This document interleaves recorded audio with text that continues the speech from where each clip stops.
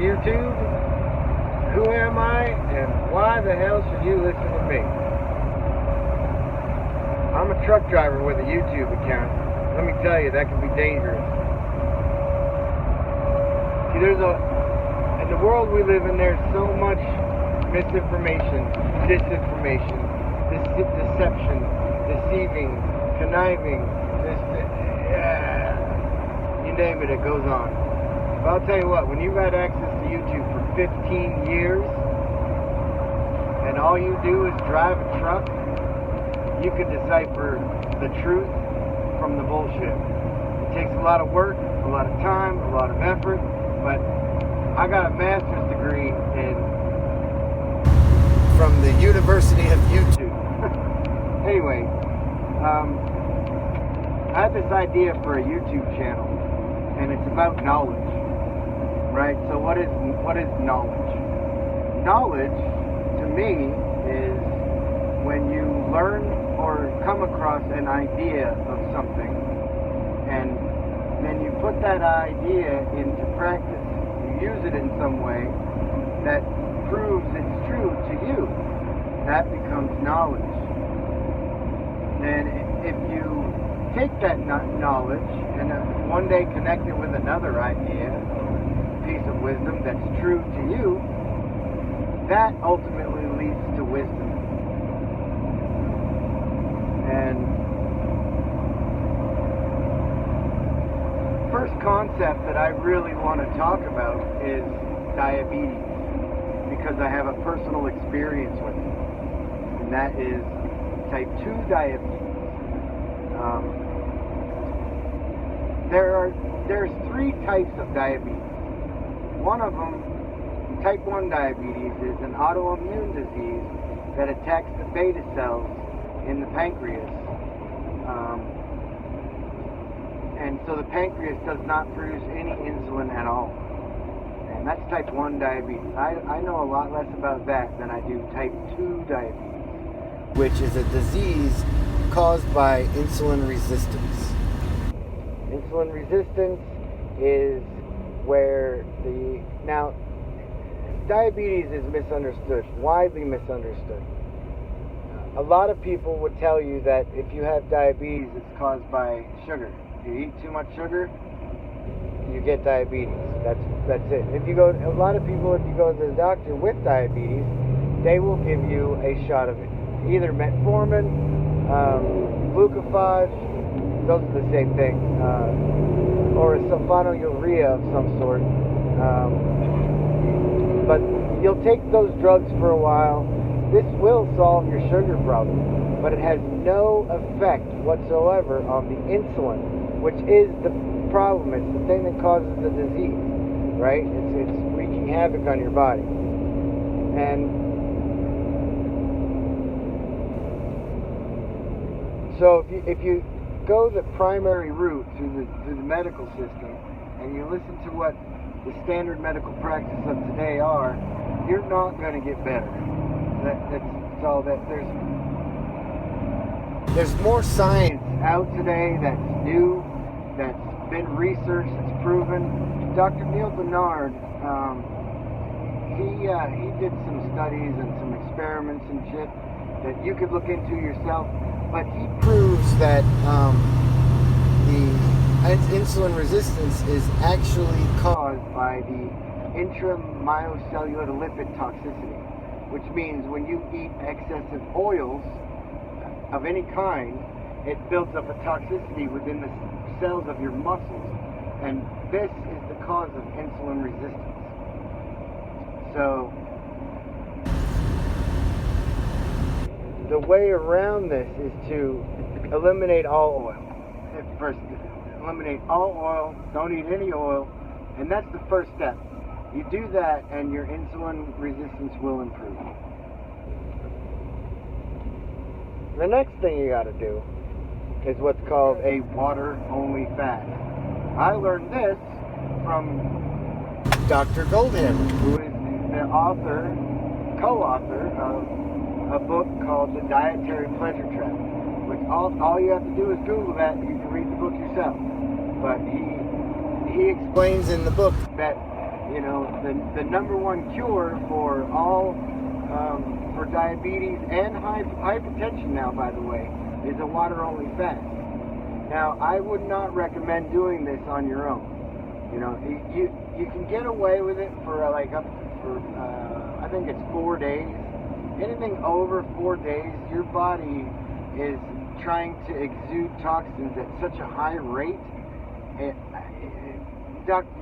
You can have what's called a healing crisis. And this healing crisis, if you're going through this on your own and you don't have somebody there that knows what the heck they're talking about to either talk you through it or guide you through it, you know, it's probably not a good idea to try to do it on your own. But you can safely do a water fast for 3 days on your own. If you're, you know, and I know this because I actually did this. Look, a lot of people are fasting these days. It's widely known, more often than not, that fasting is the cure for disease. So, I mean, Jesus did it for 40 days and 40 nights.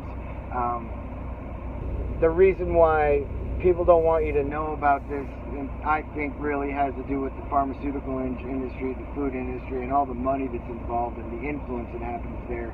But there have been smart people out there on YouTube preaching this stuff, you know, for a long time. So I might not even bringing you any new information. But we started this talk about knowledge and what, you know. So my claim here is that if you have not already, I can help you to reverse your type 2 diabetes, no matter what it is. And no matter how long you've had it, 10 years, 20 years, I'm not claiming to be any kind of a medical genius or anything, but I believe I can help you reverse the disease. Now, because there's a psychological component as well. If you get to a point in your life where you don't have hope, you know, you've been going through life without a plan, with no hope, with not feeling like you can do it, you know, your body's just going to get sicker and sicker until you die. And I've experienced with that too, because my mom died of cancer when I was younger, and I recognized that towards the end of her life, she really just didn't have anything to live for. That's really the nuts and bolts of what killed her.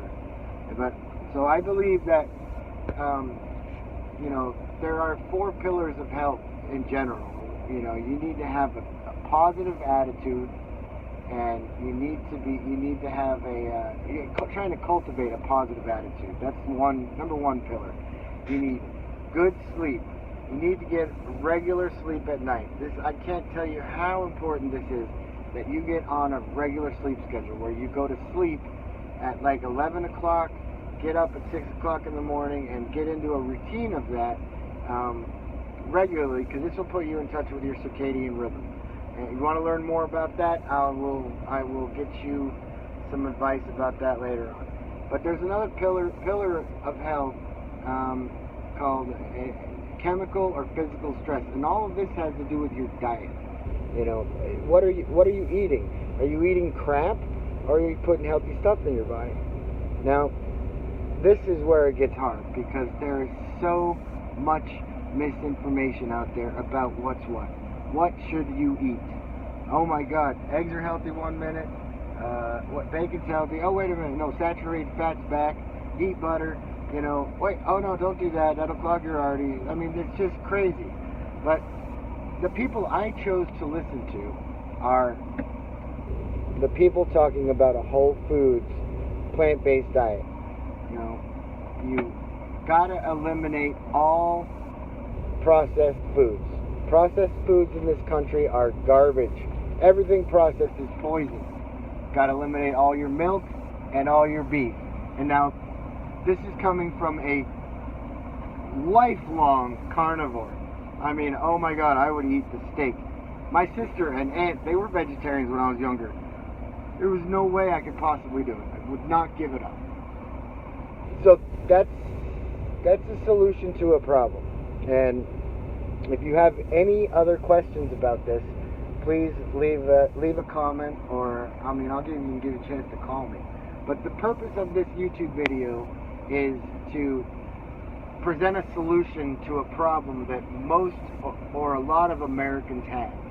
If you might be out there researching all this on your own, maybe you'll stumble across my video and understand that I've had a personal experience with it, and I've done it, and I can help you. That's what the video is here for. I just want to help you to heal. Anyway, I guess that's all for now. This is going to be a regular channel. I intend to pop in here from time to time and just share the information that I learn on my journey, so we can all see how it affects me, so we all see what it's doing. And here's another part to all this too. I had mini strokes, so my brain, as you've heard me talk, may not be 100% all there. So cut me some slack with this, all right? I'm doing a video right here, and I think I'm doing a pretty good job. I'm no James Dean, you know what I mean? But I think I'm doing all right. Anyway, that's the end of video number 1. Thank you.